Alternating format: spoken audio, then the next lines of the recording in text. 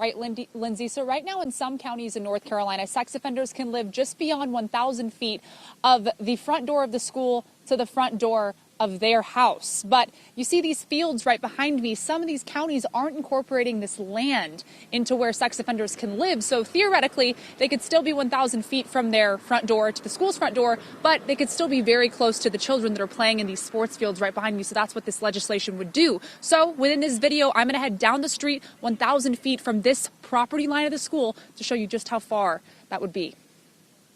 I met Amber Stucker in a park today, and she's currently a mom with small children and expecting another baby in a few months. Once I told her about Senate Bill 52, she was relieved lawmakers were pushing to further protect kids, especially after what she's gone through recently. My cousin's daughter was actually kidnapped. She was 14, and a man came up to her and her friend and pulled a gun on them and forced them into a van.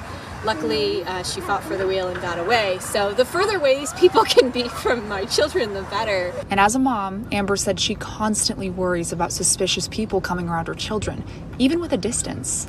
Doesn't seem like that far, and a building can be so extensive. The school that my nanny kids go to is such a big property that the property line is probably much further out than the actual building is. And the senator sponsoring the bill can attest to that. Senator Vicky Sawyer lives in a neighborhood where a sex offender was able to live literally property line to property line of a high school because of the way the law was written.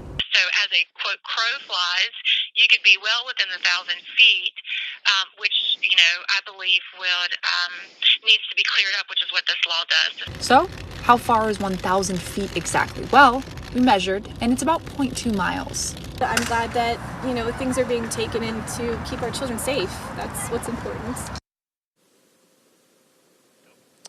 All right, I made it. I'm now 0.2 miles from Beverly Woods Elementary School, and I actually looked up online and found that one sex offender does live in this neighborhood at one of these apartment complexes right behind me, those gray buildings, as you can see right now.